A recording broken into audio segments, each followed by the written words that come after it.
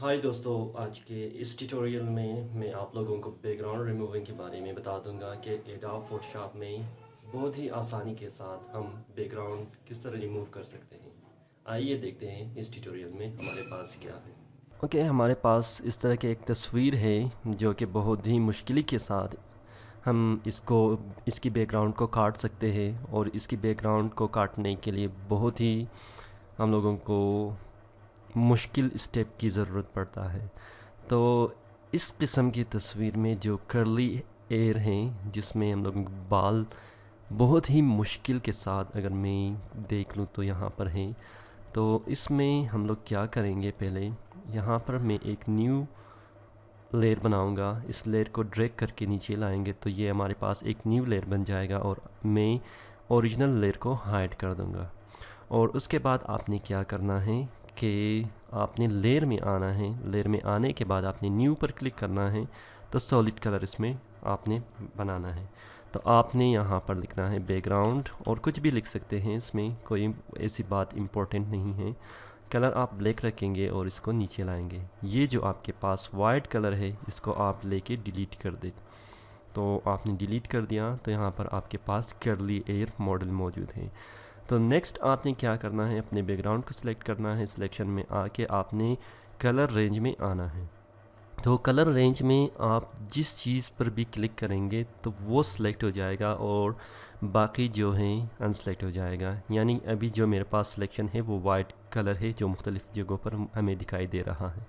अच्छा, मैं बैकग्राउंड को क्लिक करूँगा तो हमारे पास बैकग्राउंड अभी सिलेक्ट हो गया, और बैकग्राउंड को सिलेक्ट करने के बाद आप देख सकते हैं कि कितनी खूबसूरती के साथ ये अब इस बालों को छोड़ के बाकी सब चीज़ें यहाँ पर इसने सिलेक्शन की हैं। तो आप फ्यूजीनेस में उसको एडजस्ट कर सकते हैं, ज़्यादा कर सकते हैं, कम कर सकते हैं, मुख्तलिफ इसमें बना सकते हैं जो आप चाहते हैं।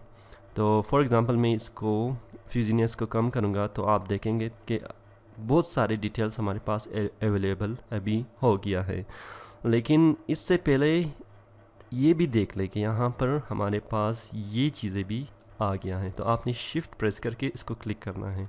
क्लिक करने के बाद आप देख सकते हैं कि ये एरिया भी काफ़ी वाइट हो गया है। तो आपने उसके बाद ओके प्रेस करना है, तो आपके पास एक सिलेक्शन आ जाएगी। तो आपने फिर अपनी जो मॉडल है सिलेक्ट करना है, लेकिन क्योंकि हमने यहाँ पर वाइट को सिलेक्ट की है, यानी कि बैकग्राउंड को सिलेक्ट किया हुआ है, तो आपने सिलेक्शन में आके इसको इन्वर्स करना है। इन्वर्स करने के बाद फिर आपने मास्क को क्लिक करना है। फिर आप देख सकते हैं कि हमारे पास अभी जो ये हेयर है ये काफ़ी खूबसूरती के साथ कट गई हैं, और बैकग्राउंड अभी जो भी आप करना चाहें उसी तरह आप कर सकते हैं, और इसमें आपकी जो मॉडल है वैसे ही दिखाई देगा। तो नेक्स्ट हमने क्या करना है, मैंने ओपन करना है। कोई भी बैकग्राउंड हम लोग सिलेक्ट करेंगे और उसको यहाँ पर ले आएंगे। फॉर एग्ज़ाम्पल मेरे पास यहाँ पर बहुत सारे बैकग्राउंड हैं। ये बैकग्राउंड में अभी ले आऊँगा। आपने क्या करना है, सेलेक्ट ऑल करना है और इसको कॉपी करना है कंट्रोल C, और इसको अभी नीचे वाली लेयर में आपने पेस्ट करना है। पेस्ट करने के बाद आपने अपनी जो ये बैकग्राउंड है इसकी साइज़ थोड़ा बढ़ा देते हैं, और ये हम यहाँ पर क्रॉप टूल की मदद से कर सकते हैं।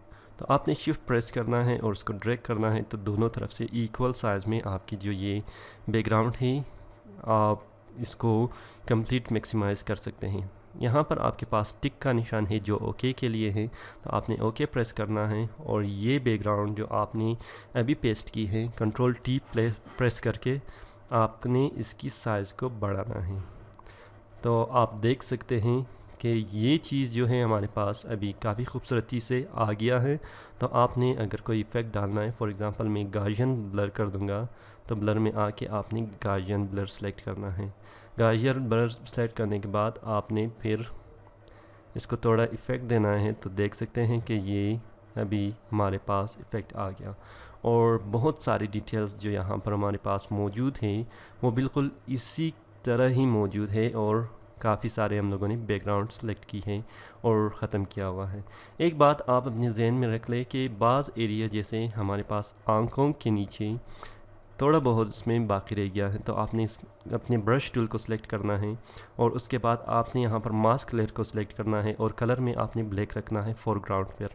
तो आपने इसको फिर क्या करना है, मास्क में आपने वाइट करना है इसको, और आप देख लें इसमें जो एरिया हमारे पास रिमूव हो गया था पहले, अभी वो वापस विजिबल हो रहा है। और जो एरिया आपने ख़त्म करना है जैसे यहाँ पर है, तो आपने वाइट सेलेक्ट करके आपने ब्रश को सिलेक्ट करना है। साइज़ को कम करने के लिए आपने लेफ़्ट ब्रैकेट आपने प्रेस करना है, तो आपकी जो वो साइज़ है ब्रश साइज़ कम हो जाएगी। तो ये है हमारे पास, और आप इसको क्लिक करके बिल्कुल क्लियर कर सकते हैं यहाँ पर।